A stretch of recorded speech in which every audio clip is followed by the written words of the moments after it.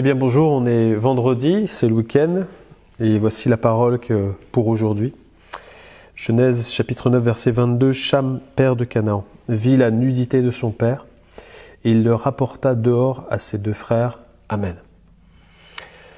C'est un moment terrible qu'on est en train de lire là, parce que la suite de l'histoire va nous montrer qu'il va y avoir une malédiction qui va être prononcée par Noé sur la vie de son fils.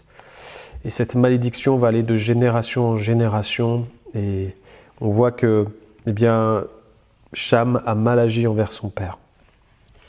En quoi a-t-il mal agi ? En fait, Noé, en sortant du bateau, la Bible nous dit qu'il a commencé à cultiver, il a planté une vigne, puis il a eu du raisin, et puis ce raisin, il en a fait du vin, et puis le vin, il en a bu un peu trop. Et puis il a été échauffé, il a perdu l'essence, il a complètement perdu la tête. Puis il s'est dévêtu, il est devenu nu, il était dans sa tente.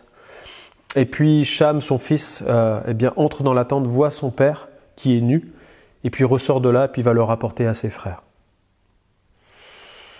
Et en fait, quand Noé va se réveiller, il va apprendre cette histoire-là, et ça va être terrible pour Cham. Quelles sont les fautes de Cham, en fait ? Cham, au lieu de porter secours à son père, la Bible nous dit que l'amour couvre une multitude de fautes.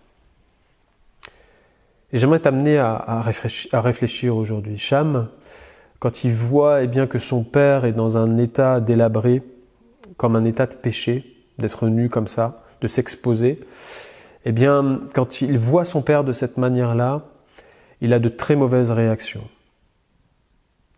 Il vient, il ne porte pas secours à son père. Ce qu'il aurait dû faire à ce moment-là, c'était de couvrir son père, afin que personne ne le voie dans cet état-là, de le protéger, de le secourir. J'aimerais te dire, mon frère, ma sœur, quand tu vois des membres de ta famille chrétienne, frères, sœurs, peut-être qui chutent à côté de toi, qui sont en train de pratiquer un péché, que tu sais que c'est un péché, et qu'il est en train peut-être de se faire du mal et de s'exposer, au lieu de tourner le dos et puis d'aller dans une autre direction, peut-être au lieu de le juger directement, Dieu ne t'appelle pas à juger. Dieu t'appelle à aimer et à essayer de secourir. Parce que Christ fait ainsi envers nous. Il n'est pas celui qui nous juge aujourd'hui. Il n'est pas venu pour juger. Il n'est pas venu pour te perdre. Il est venu pour te faire grâce et t'amener à la repentance. Et Dieu veut qu'on ait ces entrailles de miséricorde en nous. Et la Bible nous dit par exemple, « Qui es-tu, toi qui juges un serviteur d'autrui ? S'il se tient debout ou s'il tombe, cela regarde son maître. Mais il se tiendra debout car le Seigneur a le pouvoir de l'affermir. » Dieu ne te demande pas de juger. Oui, c'est un péché, c'est vrai. Mais il te demande de secourir. C'est la première chose que Cham fait. C'est comme s'il est en train de juger son père. C'est-à-dire c'est mal ce qu'il fait. Mais non seulement ça, il aurait pu s'arrêter là, et ça serait resté entre lui et son père. À la rigueur, personne ne l'aurait su. Mais la deuxième erreur qu'il fait, c'est que non seulement il a vu, mais il va le rapporter aux frères. Donc il jette le discrédit sur son propre père. Il rapporte à ses deux frères. Et parfois tu peux avoir cette réaction-là, malheureuse, de savoir que quelqu'un fait ceci ou cela peut-être dans ton entourage, et que c'est mal. Et puis tu vas commencer à le rapporter à d'autres. Ah mais tu te rends compte de ce qu'il dit, tu te rends compte de ce qu'il a fait, mais tu te rends compte de ce qu'il est en train de vivre, et ça s'appelle de la médisance. Dieu ne t'appelle pas à être quelqu'un qui médit sur quelqu'un, qui rapporte des choses et qui fait du mal avec ta bouche. N'en rajoute pas.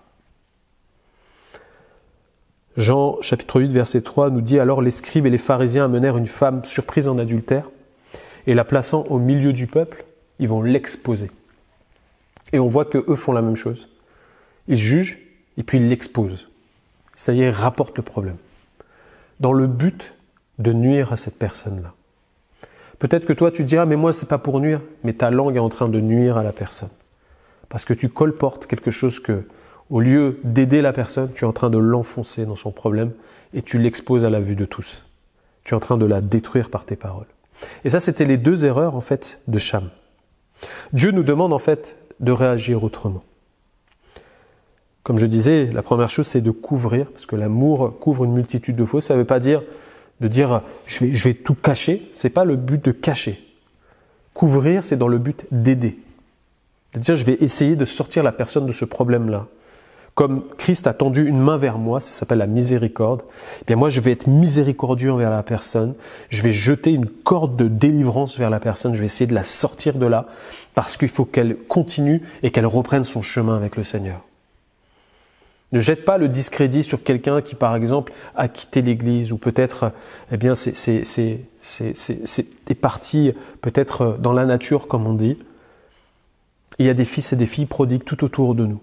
Et Dieu nous demande d'être comme des bons samaritains, d'agir de cette manière-là.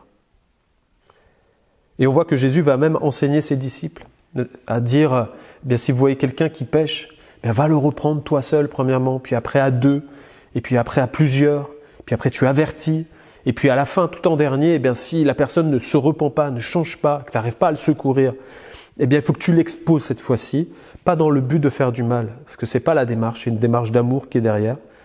C'est pas une démarche de jugement, c'est de dire je vais te le secouer pour que cette fois-ci, comme un électrochoc. Vous savez que quand quelqu'un meurt, eh bien parfois on met les électrodes là, parce que c'est le dernier recours, on doit dire on va te faire réagir, il faut que tu bouges quoi.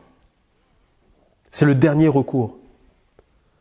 Et Dieu nous demande d'agir de cette manière-là, d'y aller pas à pas, mais surtout qu'on ait une démarche d'amour envers la personne qui est en face de nous, parce que ce qui arrive à ton prochain peut t'arriver à toi-même. Que celui qui se tient debout fasse attention de ne pas tomber. On est tous fragiles. Alors faisons attention et veillons les uns sur les autres comme dit la parole. La deuxième chose, eh bien, 1 Jean 5,16 nous dit « Si quelqu'un voit son frère commettre un péché qui ne mène point à la mort, qu'il prie.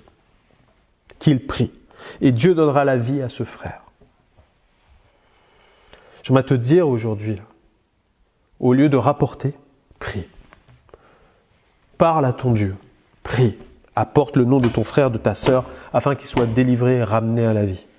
Et Dieu agira parce que c'est sa parole, c'est sa promesse. Donc Dieu le fera. Accorde-toi avec la parole. Et tu verras que toi, en travaillant dans l'ombre, Dieu fera sortir ce frère et cette sœur de l'engrenage où il est tombé dans le piège de l'adversaire.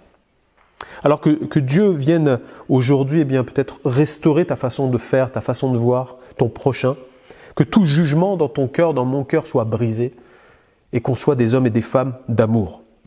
Pas de jugement, d'amour. Qu'on soit prêt à secourir, prêt à prier, parce que Dieu veut restaurer. Père, donne-moi de ne pas juger, mais d'aimer mon prochain. Et s'il tombe, Seigneur, que je sois celui qui va avec lui, le chercher comme toi tu es venu me chercher. Accorde-moi ta sagesse, Seigneur. Merci, mon Dieu. Amen. Que Dieu vous bénisse, bon week-end, et on se retrouve la semaine prochaine.